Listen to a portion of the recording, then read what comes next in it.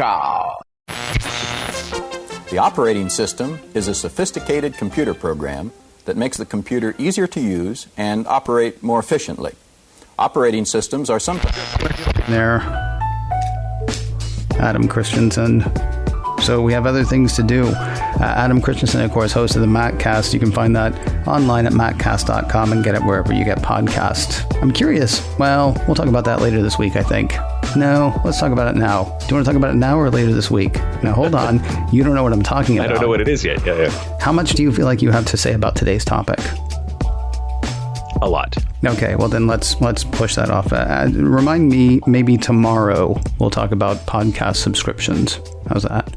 Okay. Okay, and today we're talking about Apple's proposed App Store settlement. Yeah. Do you want to go over what they offered, or do you want me to go over what they've offered? Why don't you go over it, since I'm assuming you have the notes in front of you? And I do, yeah. So basically, Apple came out the other day and said that they've reached an agreement with, it sounds like small developers. I mean, this is not going to do anything to dissuade the Spotifys of the world, the Epics of the world. What they've said is they're going to keep the current revenue split of 15% to Apple, 85% to developers making under $1 million a year. The 30-70 split continues for everybody else. Search in the App Store. This one kind of weirded me out. Search in the App Store will continue to be based on objective characteristics like download, star ratings, text relevance, and user behavior signals. Both of those things will go on for 3 years, is the length of the term that they're talking about there. To give developers even more flexibility to reach their customers, they're basically allowed to email people now with options of buying outside of the App Store, something that they were not allowed to do before, I guess. Although I would think they would have always been able... They were, since June, so there was a thing that happened in June, and they were allowed to do it. What they weren't allowed to do that's changed by this settlement was they weren't allowed to use emails collected from inside their app. Okay. To email those people. So they would have to somehow know those customers are customers within the App Store, but from an email they got outside of the App Store. So it just, it was dumb. So the settlement now says, if you have to ask the user for their email and they provide it to you, you can use that email to then email them outside the App Store to say, hey, here's where you can sign up for our subscription thing. Right. And you also have to give them the option to opt out of those emails easily. Apple will expand the number of price points available to developers for subscriptions and app purchases and paid apps. Apple will maintain the option for developers to appeal the rejection of an app based on the perceived unfair treatment. It'll also be more clear about what goes into an app review. Company has promised developers an annual transparency report that'll include the number of apps rejected for different reasons, the number of customer and developer accounts deactivated, objective data regarding search queries and results, and the number of apps removed from the App Store. And finally, they're going to set up a fund so that small developers, can get funding, I suppose. Although they haven't said exactly how that's going to go, and I assume that's not for everyone. Details on that later. That is for people who have made less than $1 million a year through all of their apps in the App Store for years beginning June of 2015 all the way through April of this year.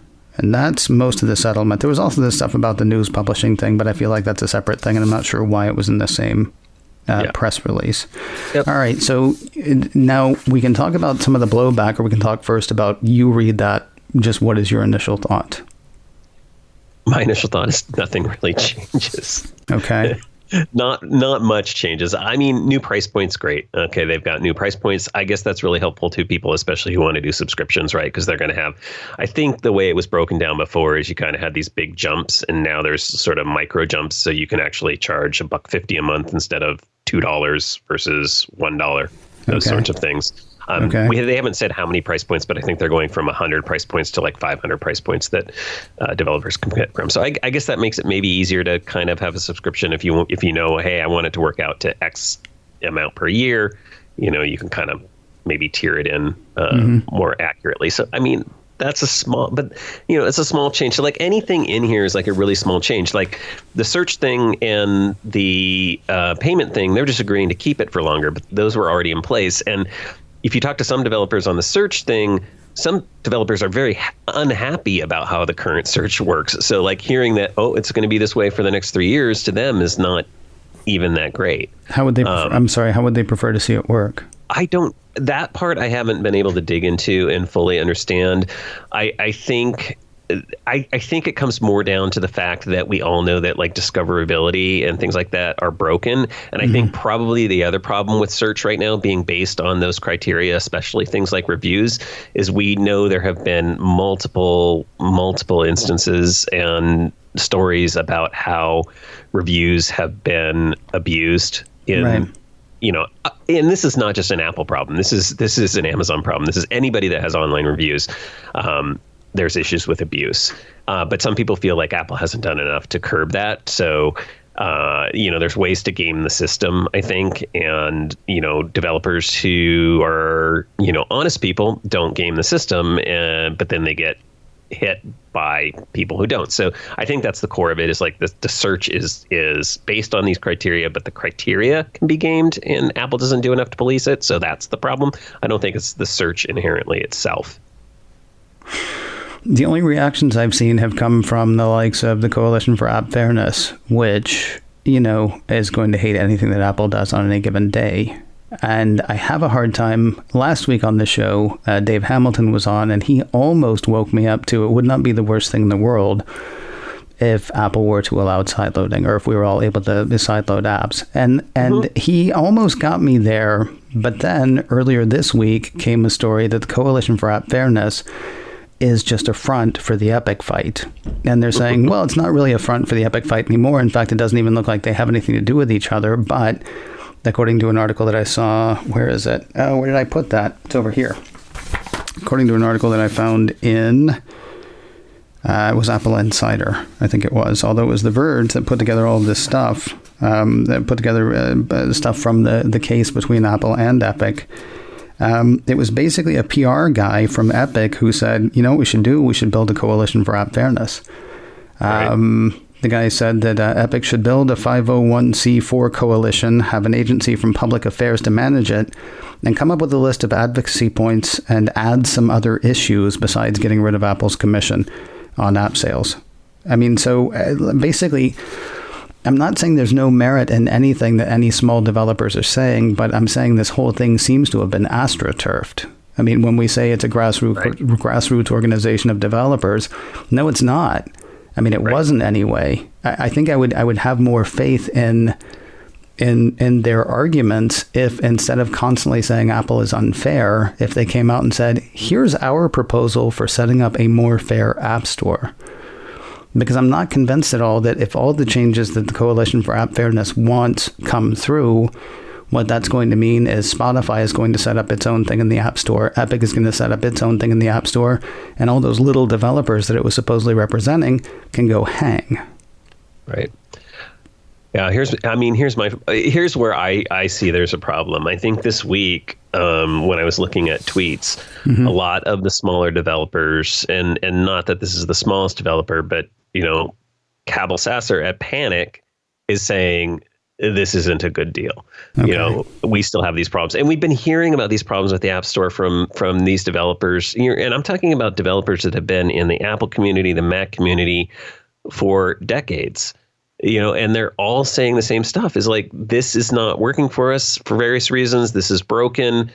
The search isn't working. And what I don't understand is it just seems like the only thing Apple would have to do is, why isn't Apple forming a group within Apple to set up either a committee or get representatives from the smaller developer community and just get on some Zoom calls and have some meetings and why don't they create a coalition or an outreach to work with these developers to kind of address some of their concerns and issues? And at the end of the day, the only thing you can really think of is that, 5% of the companies on the App Store that make 95% of the money for Apple are the ones that Apple is catering to, and everybody else is just kind of left in the lurch. And I think that's what we're seeing a lot of developers respond to. So the Epics of the world, whatever. I don't care about those guys, but I care about the small to medium sized developers that are the core of software on the Mac and iOS, most of the apps that you and I and probably a lot of people who listen to our shows use and love on a daily basis outside of, the Adobes and the Microsofts and those sorts of things. Those guys have been working within the system. They're trying their best. They're doing okay, but they're saying there are problems. And these problems are the same things they've been talking about for years. So it just baffles me that Apple can't seem to address this in any significant way. Well, money talks. I mean, and that's not good, because here's the thing. Everything you're saying is stuff that I have been saying quietly about podcasting for years. And now Apple's like, hey, we have the subscription thing for podcasts and it's going to work great for NPR. Right? Exactly. It's going to work great for it. And it might work for you and me. We might be able to string together a couple of shows and get a few bucks out of some people. But I mean, when you talk about why aren't they doing this for the smaller developers, I know one developer who's like, I don't really care. As long as my stuff gets in the App Store, I'm fine. Maybe I'll make a few bucks. Maybe I won't. It's just fun to do. And then, of course, there are other people like you're talking about. It seems like that it's like the people who are making the $1.1 million are the ones who are upset, or maybe the people who are making $900,000. Which I'm not saying. I'm not saying that's nothing. I mean, yes, I would love for podcasts to be better. I would love for the App Store to be better for app developers. I'd love for the App Store to be better for users. But I mean, it's interesting to me when you say it feels to you like Apple is catering to the 5%, not the 95%.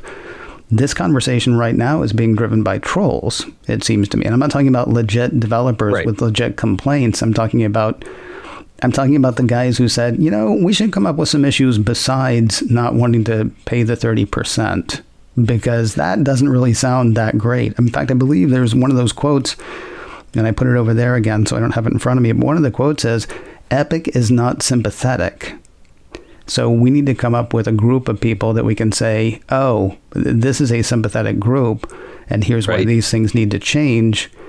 I mean, we're all stuck in the middle between, these greedy people and these greedy people, it seems to me. One side being Apple, the other side being the Coalition for App Fairness.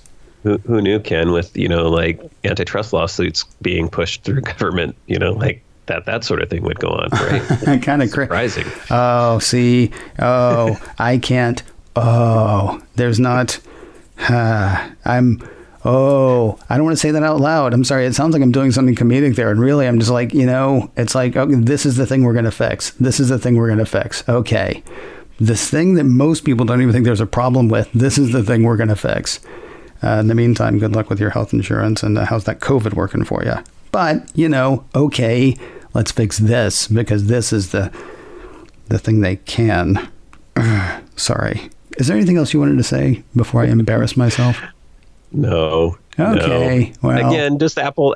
Listen to your developers. Work with them. You have to imagine that Apple has the resources to do better outreach, to do better. The transparency thing is nice, but how about just giving developers a way to actually communicate and talk with you and actually responding to them in real ways. Apple historically, I mean, we know it from being in the media industry. If I email Apple's PR team, I'm never getting an answer on anything. Yeah. So, and I think they treat developers in a lot of the same ways. And it's just, again, it's baffling, because they could have way better PR around these programs if they just acted like real humans.